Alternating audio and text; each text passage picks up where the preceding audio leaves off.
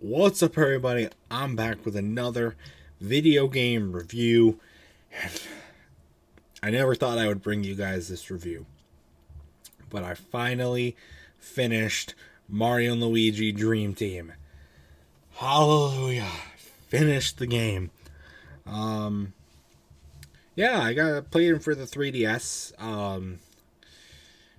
You guys know I was going on a big tear with my 3DS backlog, and it stopped. It didn't really stop. You guys didn't really see any of a break, but there was a long break, and it's because I was trying to be fucking Dream Team. I played fucking forever. Finally beat the game, but yeah, it came out on 3DS. It was one of the games for the Year of Luigi thing that they did back in 2013/2014. I don't really think it really fits into a Year of Luigi type game because it's called Mario and Luigi Dream Team, and there's a health and like I'll talk about this a little bit later. There's a healthy mix of both Mario and Luigi in this game. It really feels like they should have owned. It should have been a lot more Luigi focused, or just been its standalone game. I don't think the Year of Luigi thing really did anything to help it or hurt it. I think it would have just done a little bit better as a standalone game, but not my prerogative, whatnot. Let's jump right into it. So, this was the first true RPG I ever played. It's been Pokemon style combat, is what I remember it being, what it most reminded me of, and that's fine. You get used to it. The controls aren't like horrible, or anything like that. But yeah, it's the style of like turns and stuff like that. It's a new little bit of a new thing for me. I'm not the biggest RPG guy out there. I'm not a Pokemon guy. I haven't played any of the other Mario and Luigi games. So it was a new thing for me. There's lots to do in this game. That is a big thing you want to know right off the bat before playing this game. It took me over 30. I have over 30 hours of gameplay, and I was just trying to breeze through the story as fast as I possibly could. So you want to know that going in, it's going to be a long game. You could probably get it down to the high 20s for like just a simple playthrough of the game. But if you want to go through and get all of the attacks or all of the items or whatnot, it will take you quite a while to do it. This is a very long game with a lot to do and a lot to see, and especially a lot you have to do in order to move on. It's fine looking back on it now. It's been a couple days since I beat the game, so I've had a little bit of time to cool off since playing it. There's a lot, but you like it. You like it at the end. It's all stuff that's cool, fun to do, good stuff, and whatnot. It just seems like it gets a little excessive near the end of the game. Really, not even near the end of the game. Not even halfway through the game, it gets a little excessive. But there's so many bosses and there's so much enemies. And my good God, I'm gonna go rant about the fucking enemies and the battles for a second. Why? What is with these fucking enemies? None of them are like like the bosses are the bosses. Like they're not included in this message, but like the main enemies are like not hard to beat. But half the time I don't want to fight these guys anyways. I'm just trying to get over from one side of the world to the other, and I have to keep running into 50 enemies because there's no way to get around them some points. You say, oh, you can jump with A and then jump with B. Yeah, fuck no, they're too tall, or Luigi doesn't jump right, or Mario doesn't jump right. So you're forced to fight them. I don't want to fucking do that. It just gets so much, and it really can just get annoying when you're just trying to get, especially in the dream world. I think this really comes up in the dream world. I really just, it's a neck turner for sure. My neck cracks. That's just cause Dream Team. But yeah, just prepare yourself for that. In the good sense for that, there's a lot of ways to level up, get more ranks, get you better gear, get more coins, that kind of stuff. But that still doesn't mean it won't piss you off. It's very story based too, and looking into the other games a little bit, like Paper, and then Bowser's Inside Story and that kind of stuff. It seems pretty common that it's a very story based game. There's a lot of story. There's a lot of characters. There's lots of dialogue, and there's lots of different narratives that they go towards. And I think that's a pretty cool thing about this game. I like it. And like I said, it's supposed to be part of the Year of Luigi. Like I said, there's a good use of both Mario and Luigi in this game, I think. They work together really well. And that's, I think, a product of the Bros games in total, that they're supposed to work really well together. You know, they each have their own special abilities, their own attacks, their own... they work together. You have them both alive, you can do battles. They get 2 turns on your attack instead of just 1. And, you know, sometimes you need to do co-op stuff with both of them. Like, one of them to hold down a button, and you gotta do this thing, and they gotta hit each other with a hammer, or so you can go underneath stuff. And I like that. I think that's really cool incorporation of both of them, as opposed to like maybe the Super Mario Bros. Games, where New Super Mario Bros., where Luigi just kind of sits behind Mario while Mario does everything. It's not a lie. Not joking about that one, but I like that one. So, couple of things that were really hard to do in the game. One is the mustache thing in the dream world, where you grab him with the mustache and fling him up.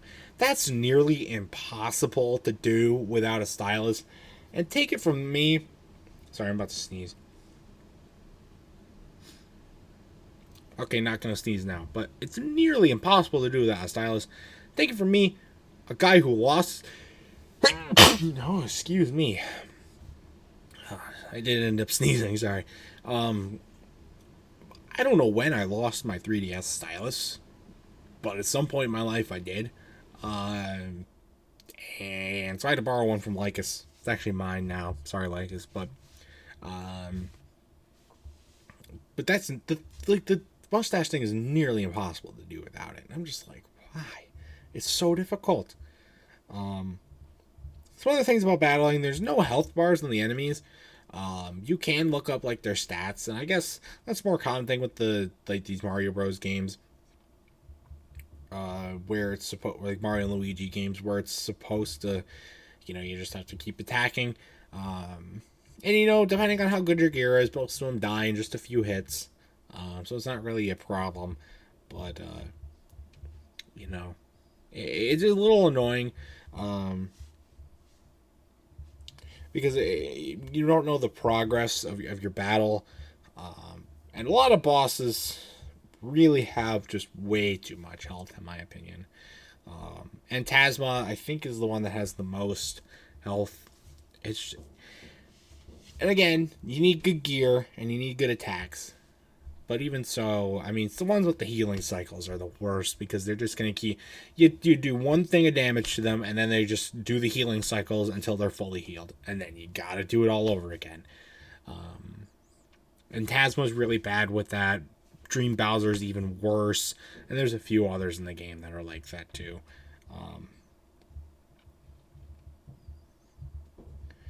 Now, I said like the attack controls were pretty easy. Sometimes, though, in some of the higher combat situations, they can be pretty unresponsive.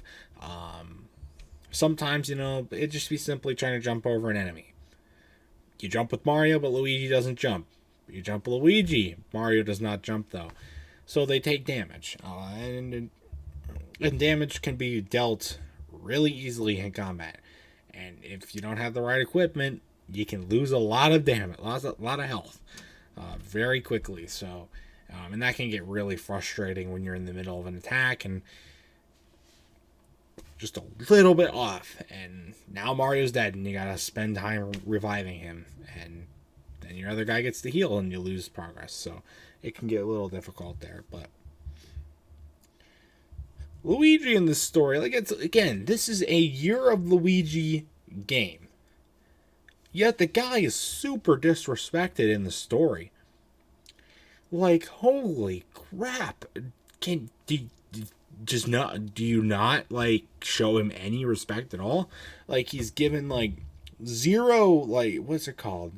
Zero coordination at all. He's super clumsy. He doesn't know what's going on half the time. And he doesn't even get to fight in most of the dream battles. He has to take it. He likes to go inside Mario and be Mario. And it just really is apparent that he's just very disrespected.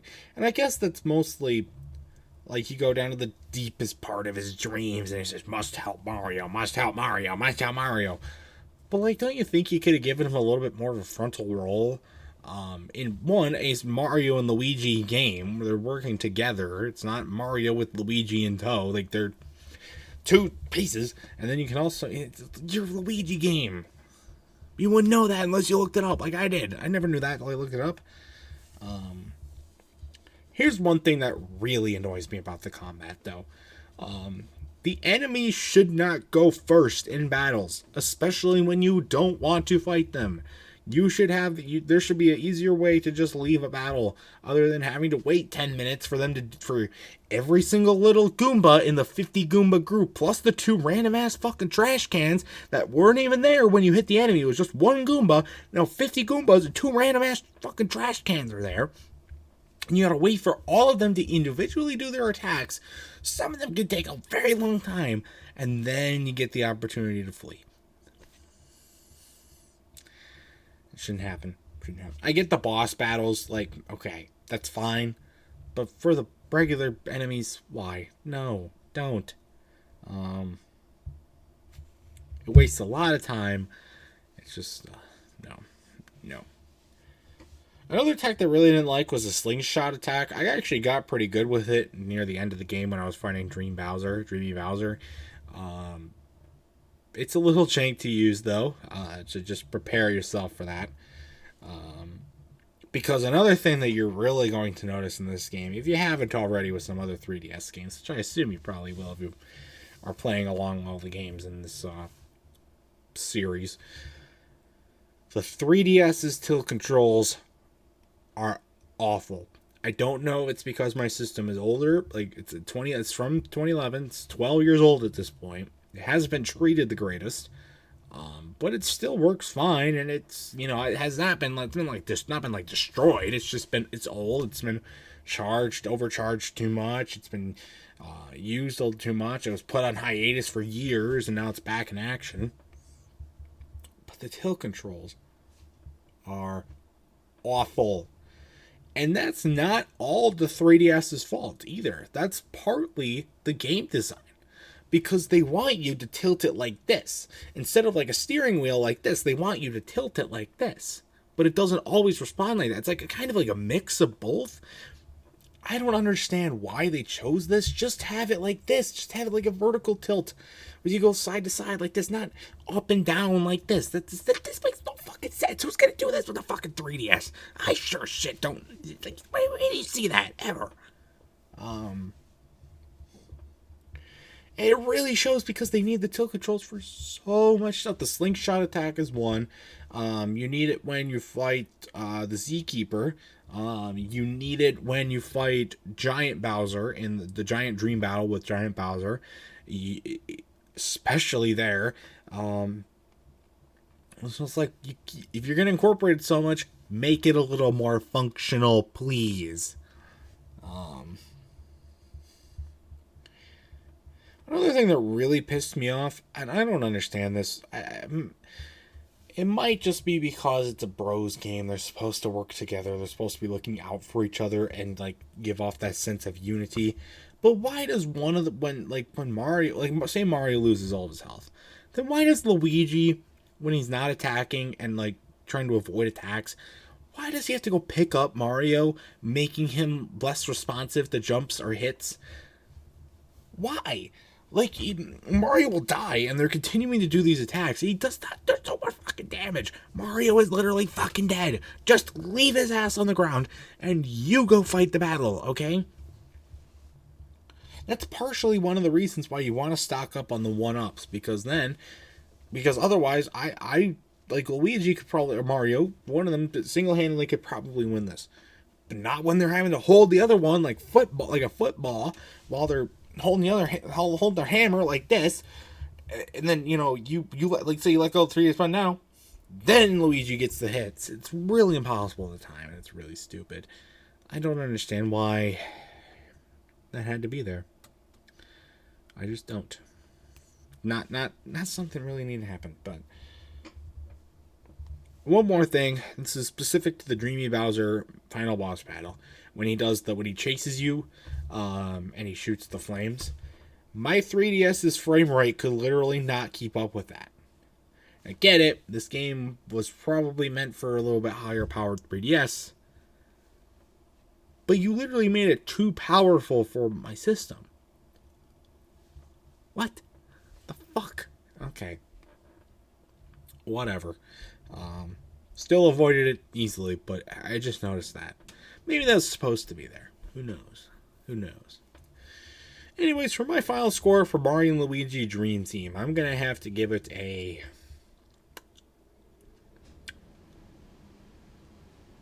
7 out of 10. 7 out of 10. That's going to be my review for it. It's way too long. There's some things that just really get infuriating because they happen all the time. But overall, it is a really fun game to play. And if you've got the time, the patience, and the love for Mario and Luigi, I would recommend picking up this game and playing it. I think you would really enjoy it. So, don't expect it to really fit into the Year of Luigi thing. But what are you going to do? It's Luigi, not Mario. If you've ever played this game, though, I'd love to know your thoughts about it in the comment section down below. And I promise to get to more 3DS games. And I will keep putting them in DS games, too. I plan on playing some DS games as well. So, stay tuned for those, and stay tuned for other much more amazing content. And until next time, I will see you guys later. Goodbye.